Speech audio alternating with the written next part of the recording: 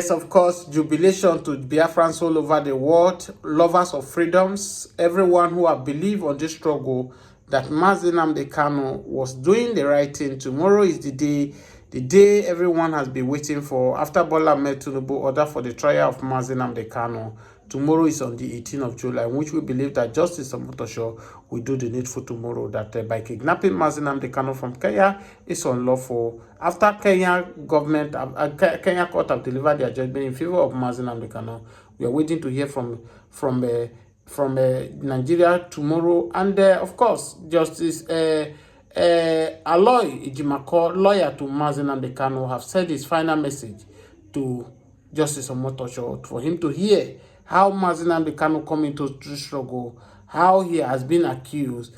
And please listen to Aloy Ejimakor, share this video virally, and stay tuned on this our channels, that tomorrow back to back will be giving an update what is happening in the court, as we are gladly waiting that Nnamdi Kanu will regain his freedom from the federal government tomorrow. Please share this video and subscribe to this channel. Nigeria.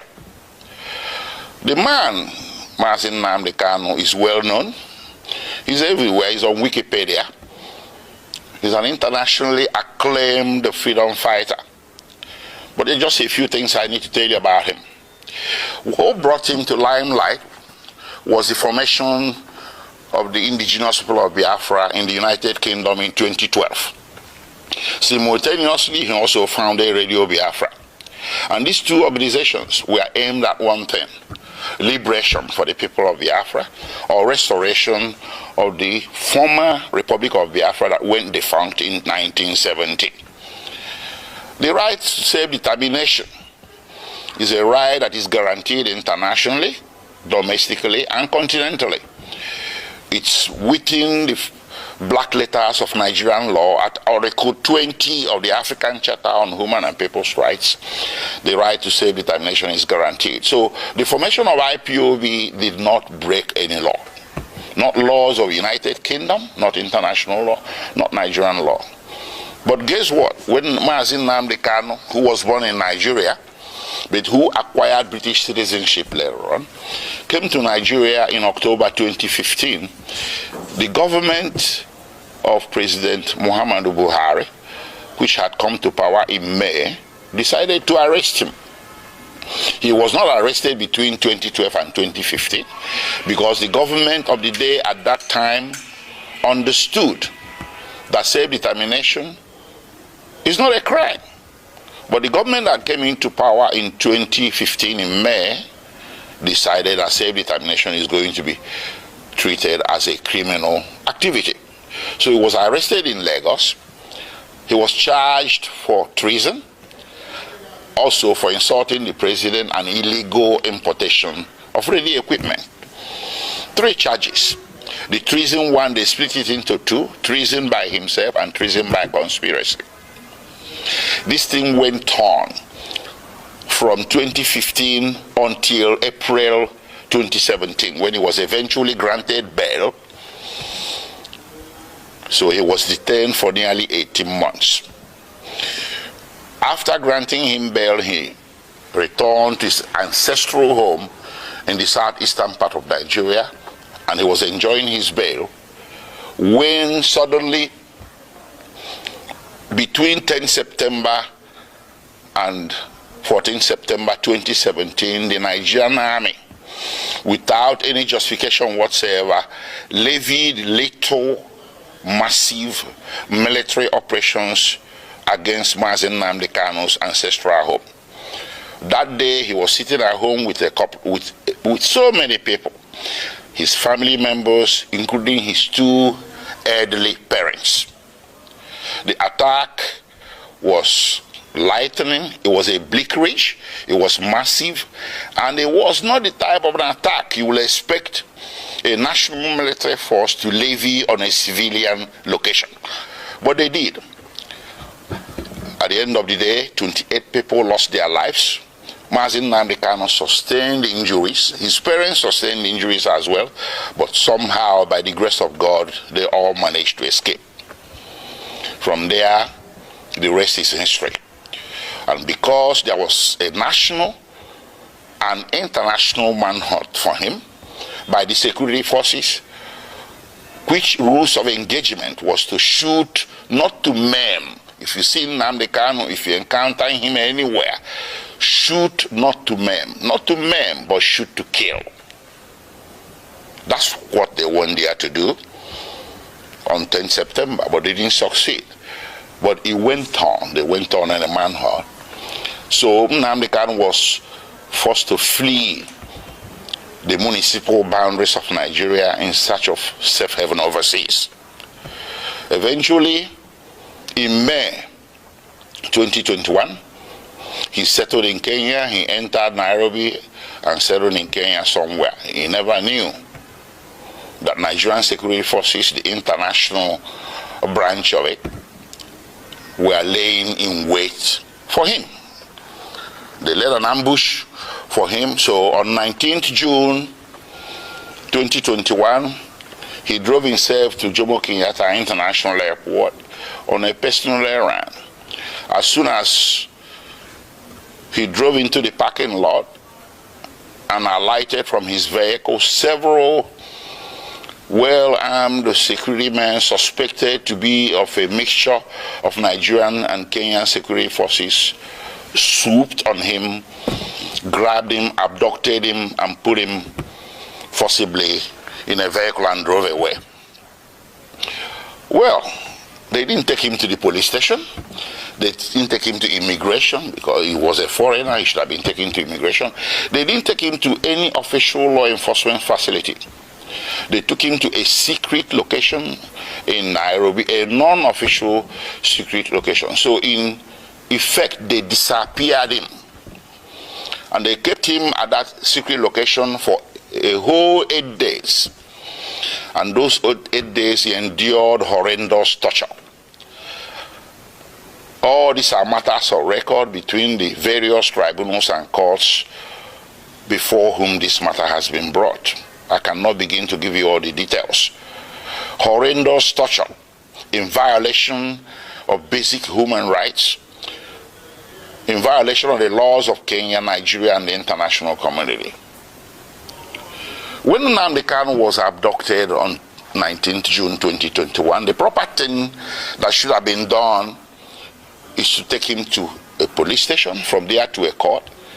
And then if you wanted him back in Nigeria, you subject him to what is called extradition proceedings. This is a basic tenet of the law that you see in the laws of any nation. Kenya has an extradition act to which Nnamdi Kanu should have been subjected.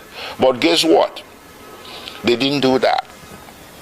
They rather disappeared him for 8 days, tortured him to their heart's content. And on 27th June, they secretly brought him out from this location and took him through the back doors, evading Kenyan immigration, direct to the tarmac of Jomo Kenyatta International Airport, Nairobi, where a private plane was waiting. They bundled him into the plane, chained him to the chair, and everything. He endured 5-6 hours flight from Nairobi to Kenya in the most excruciating circumstances. They arrived in Nigeria late in the evening and the plane flew back to Nairobi. They took him to the headquarters of the National Intelligence Agency in Abuja, where he spent the first night with all the lights left on to assure his maximum discomfort.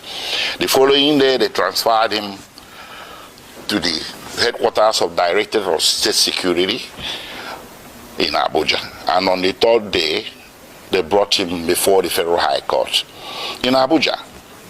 The Federal High Court was well aware that Nnamdi Kanu has counsel of record. It was an open case, it wasn't a new case, a pre-existing case. But the Federal High Court decided to conduct the arraignment in violation of his constitutional right to counsel. And that arraignment led to the indefinite detention with which we are struggling today. Anyways, taking you back a few steps, The little military invasion of 2017 was not unrequited, judicially speaking. I took the matter before two tribunals, or a tribunal and a court. First, I took it to the African Commission on Human and People's Rights, which rendered a decision in March 2018 condemning the action and calling it a violation of the African Charter. And they wrote to the President of Nigeria, they wrote a letter to the President of Nigeria requesting him or directing him. They used diplomatic language, but the decision was there that what you did is wrong, so you need to roll it back. You need to reverse everything you have done, which includes declaration of IPOB as a terrorist organization and hounding their members as criminals. The African Commission held that what Nigerian government was doing was persecution, not prosecution. That the IPOB and its members simply possess an inconvenient political opinion which the Nigerian government was seeking to suppress by means of punishment of some sort. And they asked or directed Nigerian government to reverse itself. Nigerian government never did. Now, ahead of the judgment that is coming on the 18th, which is this week we are, Nnamdi Kanu on the 18th of July, Justice Omotosho have been dragged, have been won by international criminal courts. The world is watching.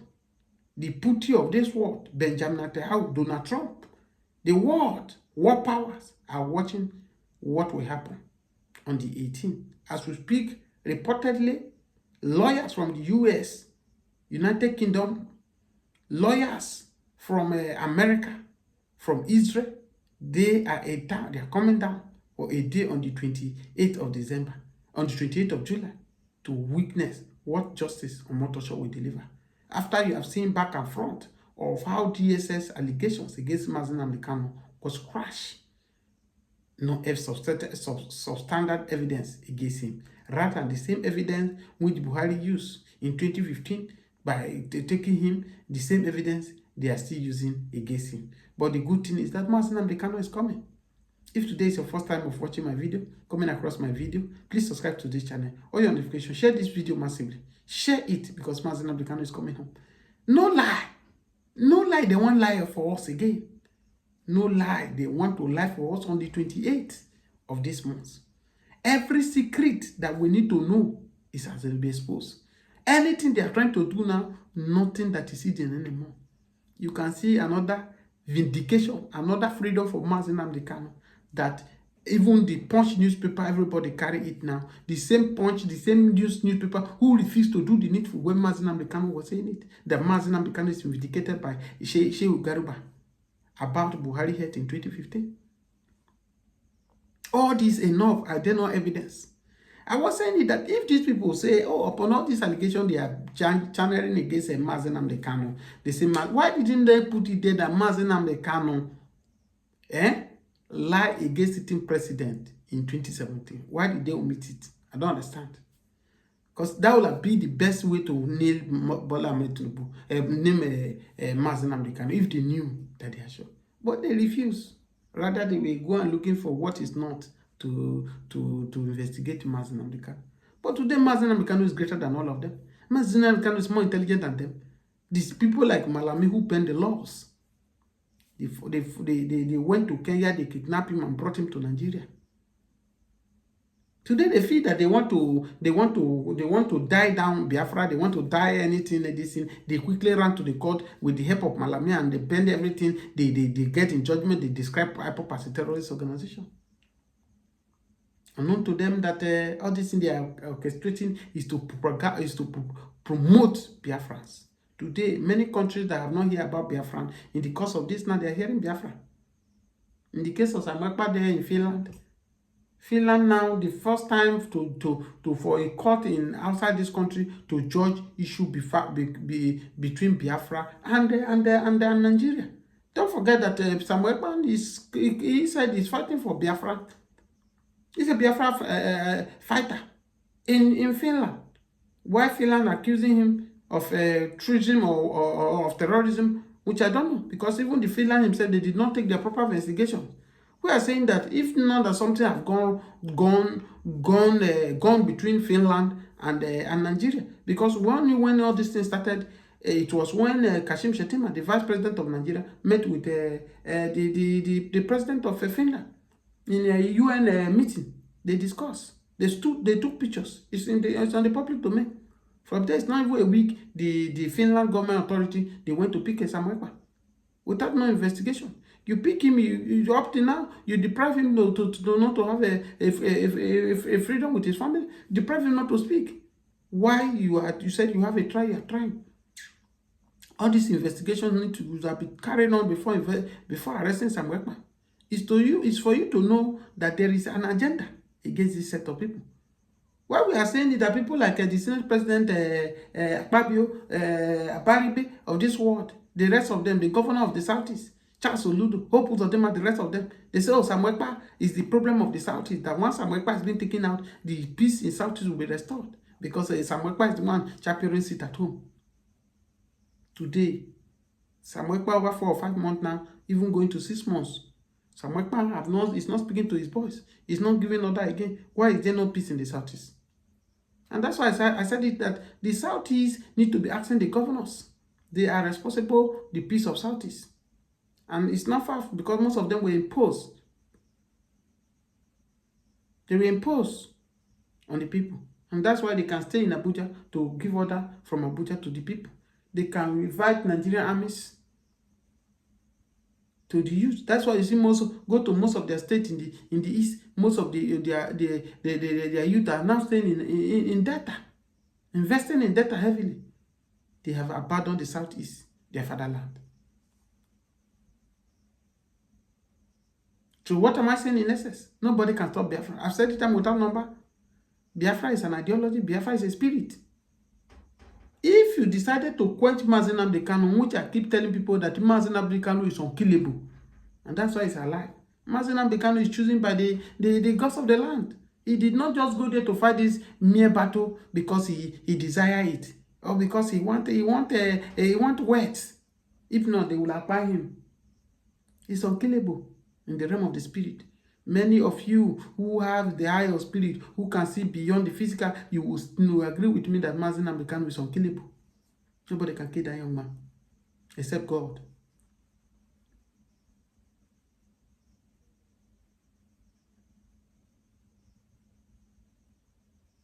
The earlier the Igbos, the earlier the elite in the Igbo land knew what that young man is fighting for, Nnamdi Kanu.